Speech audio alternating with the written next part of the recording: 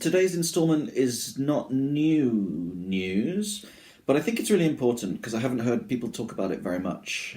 So on the 28th of March of 2020, Thomas Schaefer, who was the finance minister of the German state of Hesse, was found dead.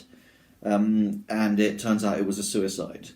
And I submit to you that this is a huge canary in the mine shaft, that we may look back on this in the years to come and say, how did people not realise how serious this had become? Because the early reports admitted that he'd killed himself over concerns about the economic impact of the coronavirus. And I think we should pay attention to how important this is. So for those that don't know, Hesse is a state in Germany, so he's not the whole German finance minister. But at the same time, the capital of Hesse is Frankfurt, which is the financial capital of Germany. It's also the location of the headquarters of Deutsche Bank and Commerzbank, which are Germany's two biggest banks, and very sick banks, which we'll talk about in another video.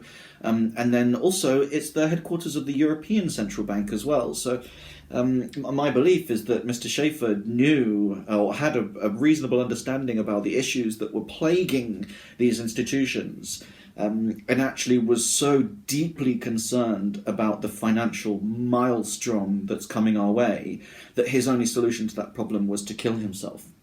Now, I hope to God that in the weeks and months and years ahead I'm proven to be wrong about all of this.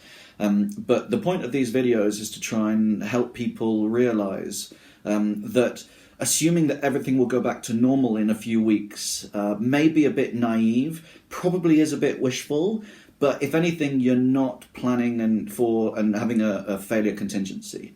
I've been talking to a lot of friends recently. The feeling in business, and especially in big business, is we'll get back to something resembling normal very soon, within weeks, at most within months.